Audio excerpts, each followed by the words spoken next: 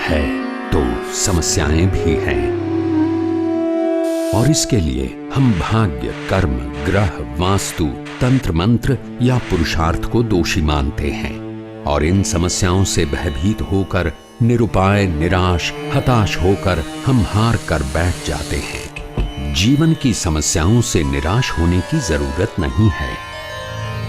यदि मनुष्य तय करे और सदगुरु की कृपा हो जाए तो जीवन में कुछ भी असंभव नहीं है, क्योंकि ईश्वर ने हमें जन्म के साथ वो शक्तियाँ दे दी है जिनके द्वारा हम जीवन में कुछ भी प्राप्त कर सकते हैं। जरूरत है अपने आप को पहचानने की। मंत्र योगी राज्य गुरु पूज्य श्री ध्रुव दत्त व्यास के मार्गदर्शन का लाभ पाएं।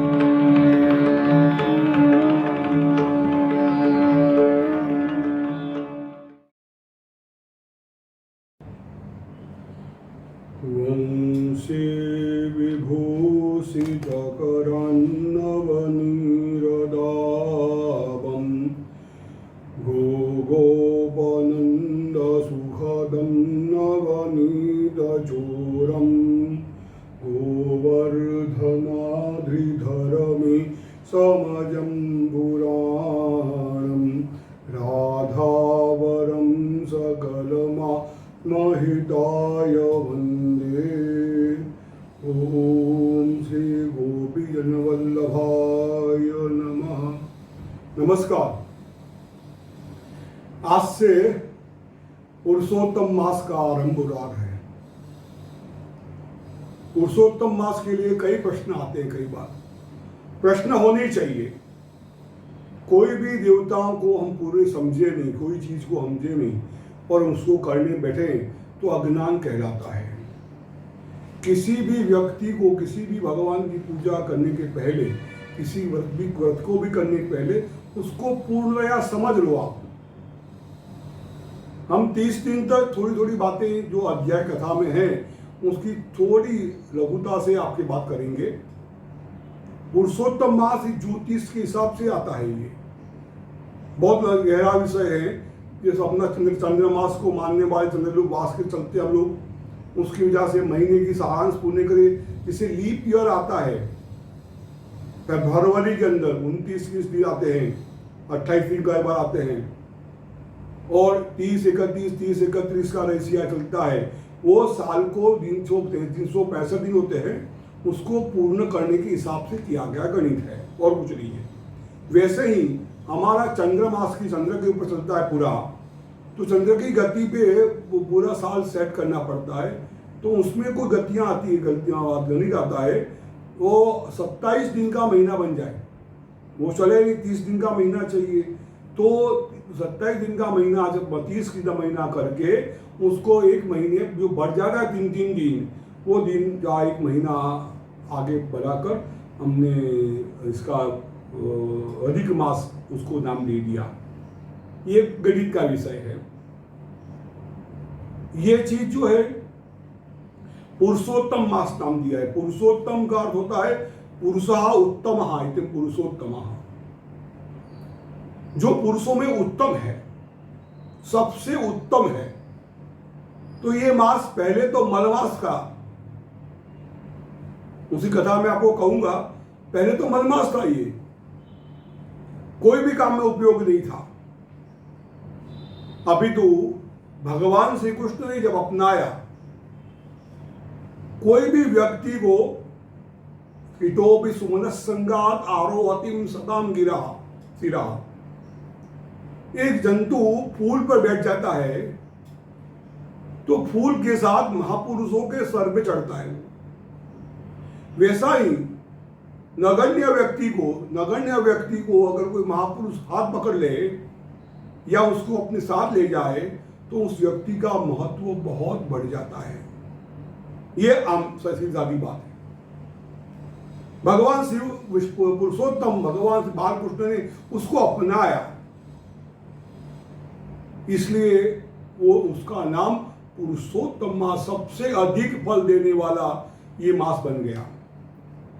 अधिकस्य अधिकम फलम, दान पुण्य जप जो कुछ भी है इसमें करने से उसका फल अधिक प्राप्त होता है, ये कहा गया है। कैसे और क्या, हर रोज एक अध्याय आपको बताऊंगा मैं, एक दो एकादशी आएगी उसकी बात बताऊंगा मैं आपने, लेकिन पूर्ण बातें नहीं बता सकता। जितने भी लघु, जितनी जरूरी है, जितना सार जरूरी है, उतना सार मैं आपको जरूर बताऊंगा। अभी कथा का आरंभ कहाँ होता है? नैमिषारण्य के अंदर। हमारे जितने भी ग्रंथ रचे गए हैं, जितनी कथाएं हैं, जितनी भगवान की स्तुतियां हैं, वो दो जगह पे हुई है।